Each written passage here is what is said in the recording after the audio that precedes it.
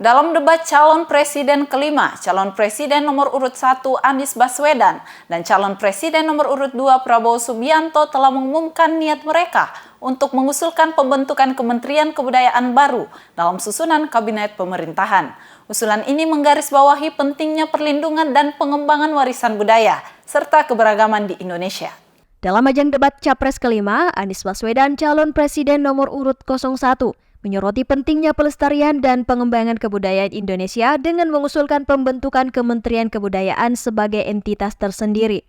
Usulan ini segera mendapat tanggapan positif dari Prabowo Subianto, Capres nomor urut 02 yang juga menegaskan komitmennya untuk membentuk kementerian serupa jika terpilih sebagai presiden. Langkah ini dipandang sebagai tonggak penting dalam mengamankan masa depan kekayaan budaya bangsa. Meskipun Indonesia telah memiliki Kementerian Pendidikan, Kebudayaan, Riset, dan Teknologi yang juga membidangi kebudayaan, namun pembentukan kementerian yang berdiri sendiri dianggap sebagai langkah yang lebih strategis dalam meningkatkan perhatian dan efektivitas dalam hal pelestarian dan pengembangan kebudayaan.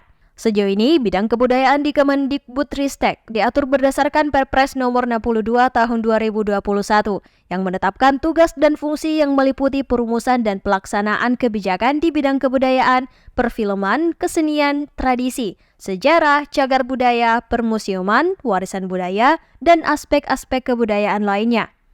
Dengan memisahkan kebudayaan dari portofolio kementerian lain, diharapkan pembentukan Kementerian Kebudayaan dapat memberikan lebih banyak sumber daya dan fokus yang diperlukan untuk menjaga dan mengembangkan kekayaan budaya Indonesia yang beragam.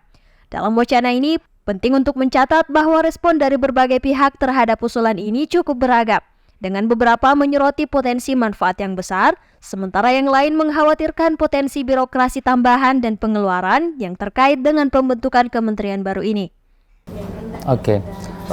Di dalam konstitusi pembentukan kementerian negara itu diatur di pasal 17 karena menteri negara itu adalah pembantu presiden. Karena itu dari pasal 17 Undang-Undang Dasar itu kemudian diterjemahkan ke Undang-Undang tentang Kementerian Negara. Di Undang-Undang Kementerian Negara hanya ada 3 nama menteri yang tidak bisa diubah, yakni Menteri Dalam Negeri, Menteri Luar Negeri, dan Menteri Pertahanan.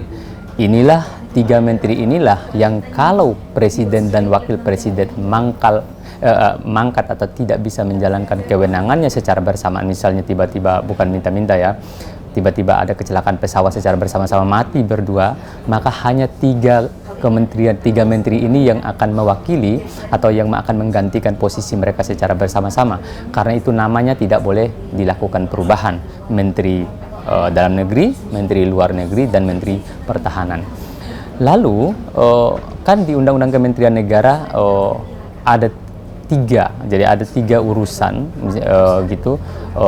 Kementerian Negara itu menjalankan urusan pemerintahan. Urusan pemerintahan itu ada 3. Jadi ada Kementerian Negara yang nomenklaturnya sudah disebutkan dalam Undang-Undang Dasar, ada Kementerian Negara yang ruang lingkup kewenangannya disebutkan dalam Undang-Undang Dasar, ada juga Kementerian Negara yang dibentuk karena kebutuhan teknis di dalam konteks pemerintahan.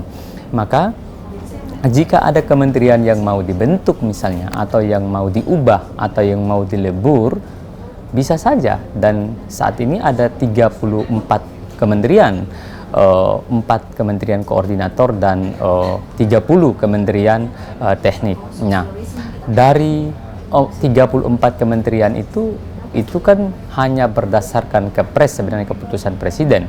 Ya, sebagaimana terjemahkan dari 3 jenis urusan pemerintahan yang dikelola oleh masing-masing menteri di Undang-Undang Kementerian Negara. Karena itu apakah boleh ada perubahan nama kementerian? Boleh di dalam Undang-Undang Dasar, juga di dalam Undang-Undang Kementerian Negara.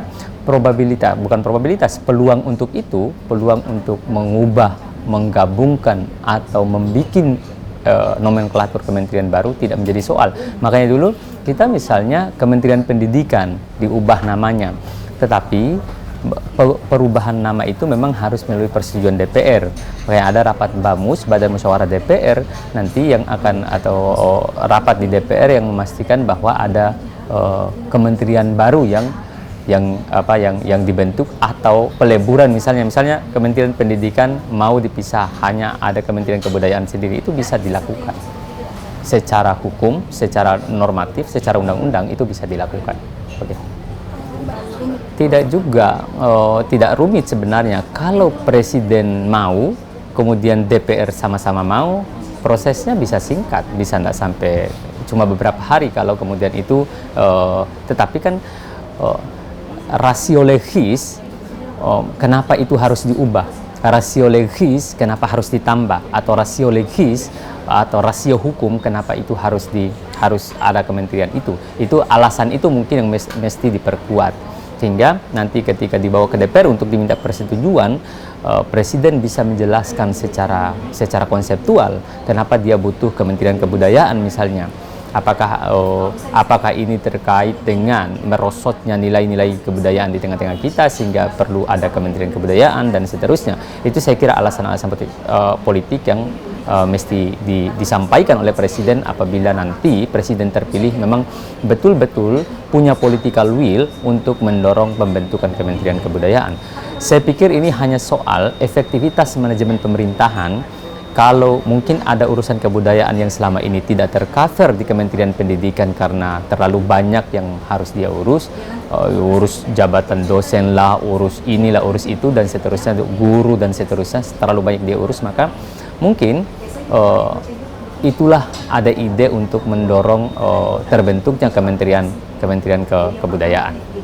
Masyarakat berharap bahwa pembentukan Kementerian Kebudayaan baru akan menjadi tonggak penting dalam upaya pelestarian, pengembangan, dan promosi kekayaan budaya Indonesia.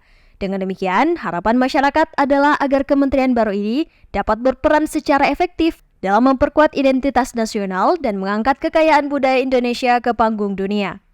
Komitmen dari kedua calon presiden ini menjadi sorotan publik, dengan harapan bahwa langkah ini tidak hanya akan meningkatkan pemahaman dan apresiasi terhadap budaya Indonesia, tetapi juga akan memperkuat posisi Indonesia sebagai negara yang kaya akan warisan budaya yang patut dilestarikan dan dipromosikan. Feni Septiani Samuel, Muhammad Syaiful, Unhas TV.